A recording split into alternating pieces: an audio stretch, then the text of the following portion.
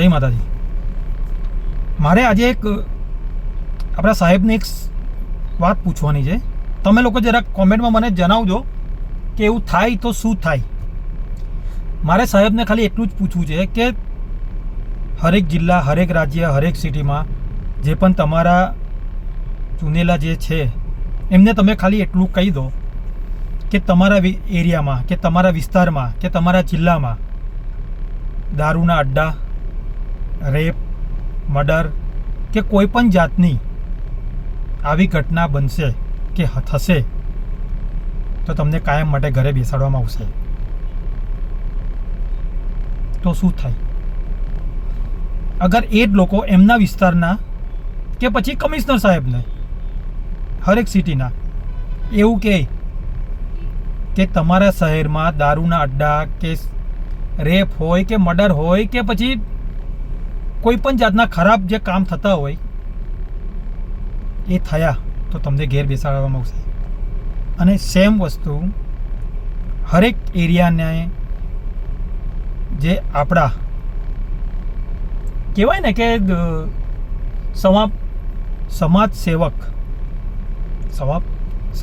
જ કહેવાય ને, યા પછી જેને ગવર્મેન્ટે આપણી રક્ષા માટે મૂક્યા છે, જેને આપણે કહીએ છીએ પોલીસ સ્ટેશન, પોલીસ ચોકી, એ લોકોને એવું કહેવામાં આવે કે ભાઈ તમારા એરિયામાં જે પણ દારૂના ધંધા છે, દારૂના અડ્ડા છે કે કોઈ પણ જાતનું ખરાબ કાર્ય થતું હશે તો તમને ઘેરે બેસાડવામાં આવશે.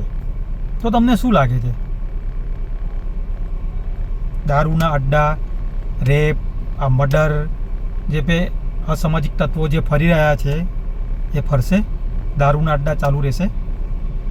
અગર સાહેબ ખાલી એકવાર કહી દે તો મને જરા કોમેન્ટ કરીને જ બતાવજો ને, કેમ કે મને તો ખબર નથી પડતી કે સાહેબ એવું કેમ નથી કહેતા, એનું રીઝન શું છે.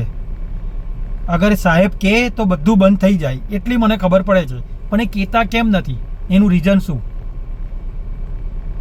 ઘણા દિવસથી અમદાવાદ મીડિયાના મારફતે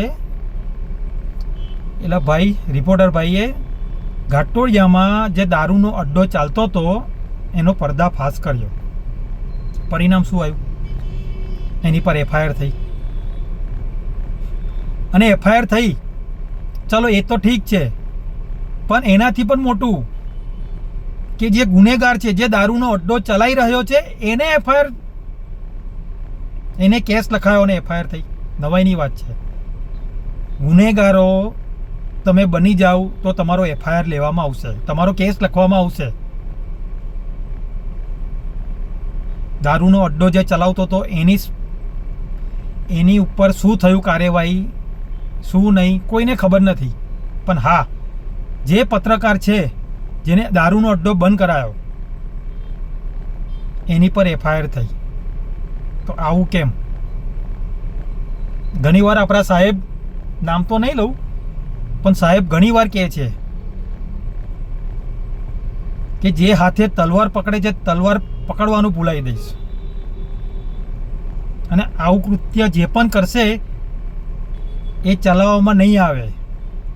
અને જે પણ પોલીસ અધિકારીના આવા લોકો જ્યારે સાઠગાંઠ હશે એને પણ છોડવામાં નહીં આવે. તો હું સાહેબને નહીં, આ નથી દેખાતું, આ જગ જાહેર છે ને કે એક દારૂનો અડ્ડો ચલાવવાળો મીડિયા પર કેસ કરે છે, પણ એક નહીં, બે નહીં, ત્રણ નહીં, 4-4, 5-5 કેસ અને ગુના દાખલ કર્યા છે. અને સૌથી મોટી વાત કે એમને કમ્પ્લેન કરી અને કમ્પ્લેન લખી પણ લીધી. એટલે તમે વિચારો કે હવે ગુનો કરવો કેટલો ઈઝી છે. ગુનો કરી અને સામે છાતીએ ફરવાનું અને નિર્દોષ લોકો પર કેસ કરવાના. અને આપણે કંઈ કહીશું, જનતા કોઈ પણ કહેશે તો ખોટા કેસમાં અંદર નાખવાની ધમકી. હવે એલા મીડિયાવાળા ભાઈએ આટલું સારું કામ કર્યું છે તો એમની પર અગર કેસ થતો હોય તો વિચારો જનતા પર શું થાય.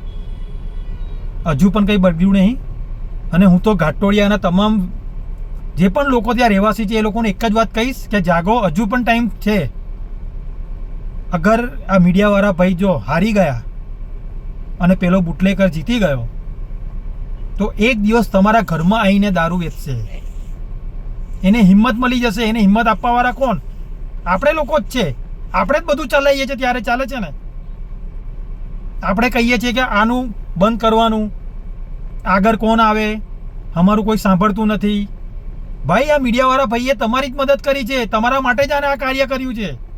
એમનો પર્દાફાશ કર્યો છે કોણ? મીડિયાવાળા ભાઈએ તમારી માટે જ કર્યું છે ને. અને અત્યારે એકલા પડી ગયા છે. કેમ કોઈ એની સાથે નથી આવતું? કેમ એને કોઈ સપોર્ટ નથી કરતું? કરો સપોર્ટ. કેમ એની પર એફઆઈઆર ફાટે? કેમ એની પર કેસ થાય? એ વારંવાર કહે છે કે મારી પર આ કેસ થયા છે, અમને અંદર લઈ જવામાં આવશે ને અમારી સાથે શું પણ થશે એ અમને પણ ખબર નથી. તો કેમ તમે એને સપોર્ટ નથી કરતા? કરો સપોર્ટ. અગર આજે હારી ગયો ને તો તમારી હેલ્પ માટે કોઈ ઊભું નહીં રહે અને એના જવાબદાર તમે જશો.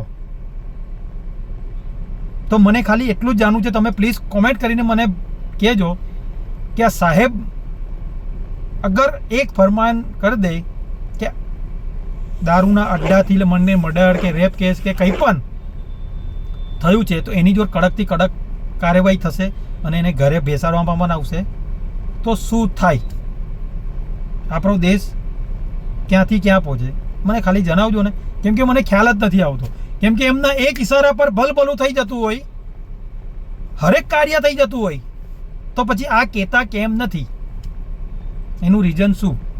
કેમ એવું નથી કહી શકતા કે તમારા એરિયામાં કે તમારી સિટીમાં કે તમારા જિલ્લામાં આજ પછી કોઈ પણ દારૂનો અડ્ડો, રેપ કે કોઈ પણ જાતનો ગુનો થશે તો તમને કાયમ માટે ઘરે બેસાડવામાં આવશે? આવું કેમ નથી કહેતા? એનું રીઝન શું છે? કેમ કહી નથી શકતા? પ્લીઝ જરા તમને કોઈને ખબર હોય તો મને જણાવજો ને કે કેમ નથી કહી શકતા. જય માતાજી.